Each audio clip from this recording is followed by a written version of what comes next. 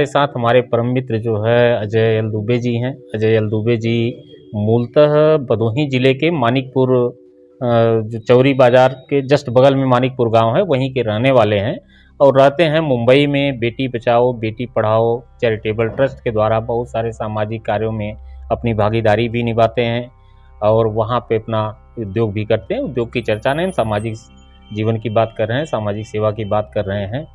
कैसा लगा, बहुत दिन बाद आप भदोही में आए हैं?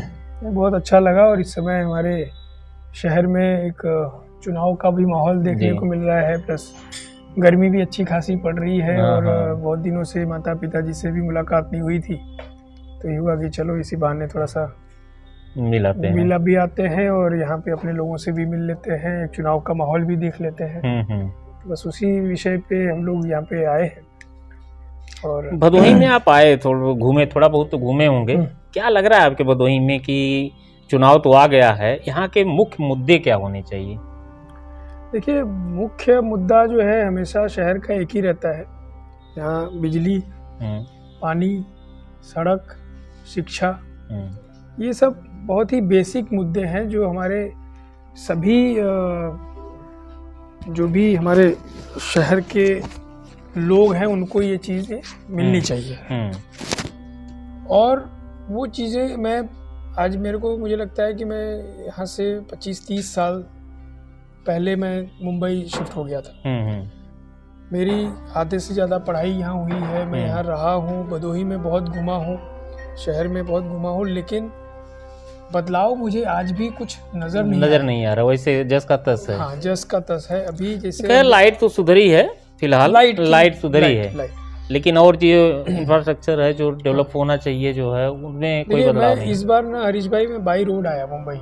अच्छा। हाँ, तो मैंने रास्ते में इंफ्रास्ट्रक्चर देखा जो केंद्रीय लेवल पे जो काम चल रहा है, बहुत ही अद्भुत है, बहुत अप्रिशिएट किया। और मैं जब रात को शहर में घुसा, खास करके उत्तर प्रदेश में जब, तो मुझे रोड के दोनों साइड एकदम जगमग वाला माहौल दिखा। हाँ, सड़क पे।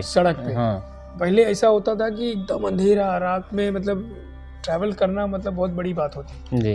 लेकिन मैं पूरा रात को ट्रैवल किया और मैं यहाँ पे आया, बहुत अच्छा लगा कि भाई शहर में हमारे और एटलीस्ट हमारे उत्तर प्रदेश में काफ़ी डेवलपमेंट हुआ है, बड़े बड़े ब्रिजेस बन गए हैं, बड़ी बड़ी रोड्स बन गई हैं, वो सारी चीज़ें तो ठीक है। लेकिन मैं जब शहर में अपने आया भदोही, तो मुझे भदोही आज भी वैसे ही कंजेस्टेड, ट्रैफिक वाला माहौल।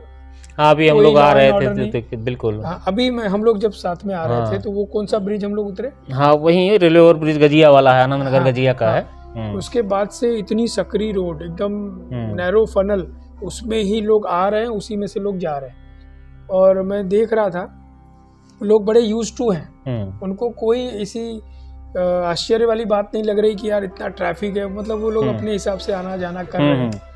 कोई मतलब वो थोड़ा सा ऐसा लग रहा है कि हमारे शहर के लोग थोड़ा सा और जागरूक होने चाहिए कि ये सारी समस्याएं हमारी एक बेसिक है। अगर कोई इमरजेंसी हो जाए उस ट्रैफिक में, किसी को कोई एम्बुलेंस मान लो वहाँ से पास होनी हो, तो मुझे तो नहीं लगता कि वहाँ पे एम्बुलेंस के लिए कहीं कुछ सेपरेट जगह है और वहाँ से निकल कुछ नहीं, उसी में भीड़ में उनको भी सर्वाइव करना है और उनको जगह मिलेगी, टाइम मिलेगा, ट्रैफिक क्लियर होगी तो ही वो निकल पाएंगे, नहीं तो कोई ऐसा रास्ता नहीं। तो ये सब बहुत समस्याएं हैं और मुझे लगता है कि हमारे यहाँ के जो भी जनप्रतिनिधि हैं, ये उनकी जवाबदारी है। शहर में आज कोई भी अगर आपके आता है, 20 साल पहले भी वही था, इसके बाद भी आज भी वही है, तो ऐसा लगता नहीं है कि हमारे शहर के नेता जो है यहाँ के कुछ काम कर रहे हैं शहर के डेवलपमेंट के लिए। एक उत्तर प्रदेश में एक समस्या और होती है ना कि हम जब वोट देने की बारी आती है तो हम डेवलप की बात नहीं करते हैं कि हमारे शहर का विकास कैसा हो, गांव का, इसकी बात नहीं करते हैं। हम ये देखते हैं कि किस जात का प्रत्याशी है ना, और किस पार्टी को वोट देना है। ये नहीं पूछते हैं कि जो प्रत्याशी आया है वो हमारे लोकसभा या विधानसभा क्षेत्र की भौगोलिक स्थिति के बारे में क्या जानकारी रखता है, हमारे यहाँ जो समस्याएं हैं मूलभूत उनके बारे में क्या जानकारी रखता है। इन चीज़ों पे हम कभी ध्यान नहीं देते, बस जात के नाम पे और पार्टी के नाम पे वोट दे देते हैं। जब तक जाति और पार्टी के नाम पे जो है वोट मिलते रहेंगे तो क्या कोई विकास के बारे में सोचेगा चुनाव जीतने के बाद? ये भी तो एक महत्वपूर्ण विषय है ना। बिल्कुल बिल्कुल, वही हमारे शहर में जब इतना डेवलपमेंट की बात हो गई, लेकिन आज भी लोग जात पात में उलझे हुए हैं। पार्टियां भी जो राष्ट्रीय लेवल की पार्टियां हैं वो भी हरीश भाई आज इस तरीके से कैंडिडेट्स को उतार रही है। ये नहीं देख रहे हैं कि वहाँ का क्षेत्रीय कौन है और कौन वहाँ पे, बस यही गुणा गणित हो रही है कि अगड़ा कितना है, पिछड़ा कितना है, मुस्लिम कितने हैं,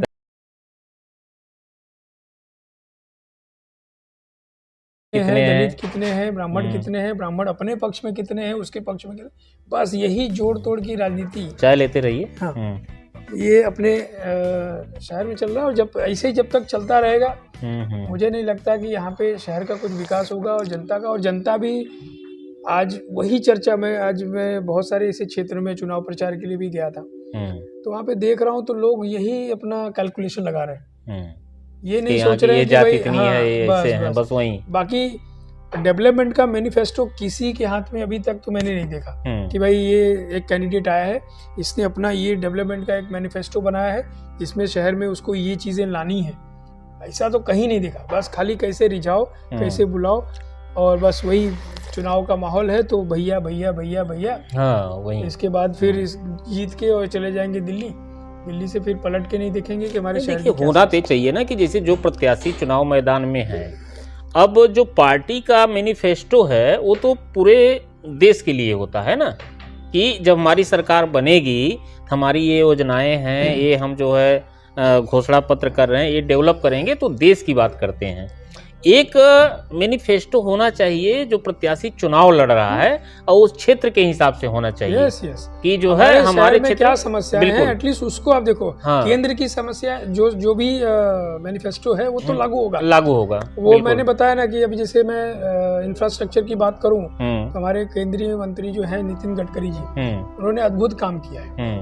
ठीक है, वो शहर का दिख रहा है, पूरे देश में दिख रहा है। बिल्कुल। लेकिन अगर मैं यहाँ का प्रत्याशी हूँ तो मुझे यहाँ की जो बहुत सारी ऐसे ज्वलनशील मुद्दे होंगे जो हो सकता है कि उस केंद्रीय मैनिफेस्टो में वो इन्वॉल्व नहीं होगा। बिल्कुल नहीं वो जवाबदारी मेरी है कि शहर में मैं जीत के आऊँ तो मैं कितना लोगों को फायदा पहुंचा सकता हूँ, वो समस्याओं से कैसे निजात दिला सकता हूँ मेरे शहर के लोगों के लिए, ये व्यक्तिगत मेरी हो। लेकिन ऐसा मुझे नहीं लगता किसी का ऐसा होमवर्क होगा कि शहर की होमवर्क करेगा भी कैसे। आप ये देखिए, जो है जो जातीय समीकरण, जातीय आंकड़े जो हैं उसके आधार पे जो प्रत्याशी थोपा जा रहा है, मैं यही कहूंगा कि थोपा जा रहा है। जैसे आप अपने भदोही में देख लीजिए, पिछली बार 2019 के लोकसभा चुनाव में रमेश बिंद को चुनाव मैदान में उतार दिया गया। रमेश बिंद कौन थे? मजमा के विधायक थे, तो यहाँ नहीं रहते थे, मजमा के रहते थे। अब चुनाव के समय वो आए, यहाँ पे जो है फ्लाइट उनकी लैंड की, उतर गए, तो उनको क्या पता कि भदोही में क्या है क्या नहीं है। हाँ, उनको किसी गांव में जाना है, किसी शहर में जाना है तो पार्टी के लोग ही बताएंगे कि आपको इसी रास्ते जाना है, उनको तो कुछ पता नहीं थे, कहाँ से प्लान बनाएंगे। और वहीं इस बार भी हुआ है कि जिस आदमी का भदोही से कोई लेना देना नहीं था, विनोद बिंद को लाके यहाँ पे उतार दिया गया। तो जिसको क्षेत्र के बारे में पता ही नहीं तो प्लान क्या बनाएगा? ये भी तो होता है ना कि स्थानीय और बाहरी। क्या लगता है आपको? नहीं, वो तो उसका बहुत फर्क पड़ता है। मुझे लगता नहीं है कि इस बार जनता इस चीज को एक्सेप्ट करेगी। जनता सोच रही है, जागरूक तो हो ही रहे हैं लोग। बिल्कुल, क्योंकि जनता जब देखती है कि हमारे शहर में कोई ऐसा एक चेहरा है जो काम कर रहा है, और जब चुनाव का माहौल होता है तो फिर अचानक कोई दूसरा आगे खड़ा हो जाता है, तो थोड़ा सा लोगों को ये लगता है, एक रोष होता है कि यार नहीं यार, ये कैंडिडेट हम एक्सपेक्ट कर रहे थे, जो हमारे शहर में हमेशा दिखता रहता है, काम करते रहता है, आश्वासन देता है, हमारे उसके अच्छे संपर्क हैं। अभी ये महाशय जो है आए हैं और पता नहीं जनता इनको कितना जानती हुई, और ये चुनाव के बाद 2 महीने बाद फिर शायद यहाँ दिखेंगे भी नहीं, या यहाँ की जनता जो है वहाँ तक अप्रोच भी नहीं कर पाएगी, शायद पहुँच भी नहीं पाएगी अपनी समस्या को लेके।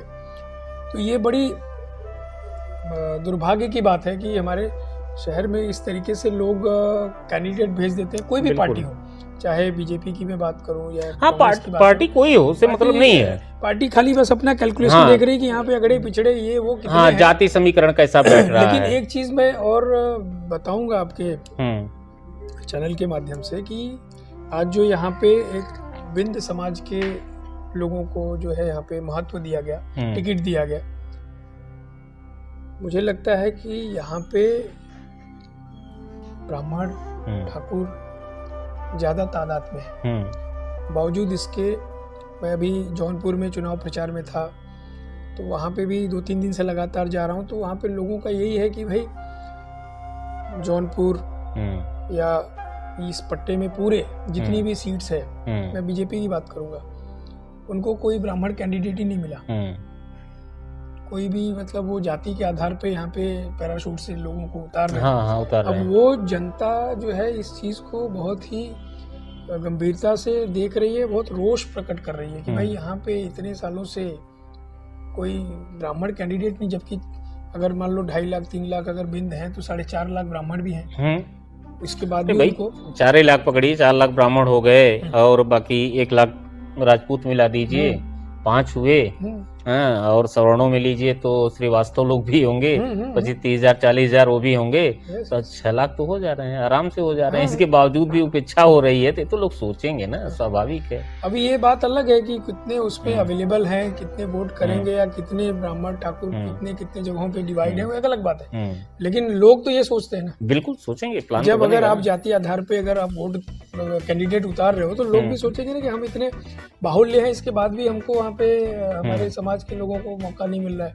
तो भी एक बड़ा फैक्टर है इस बार इस पट्टे में, शायद उसका इम्पैक्ट चुनाव के काफी देखने को मिल रहा है।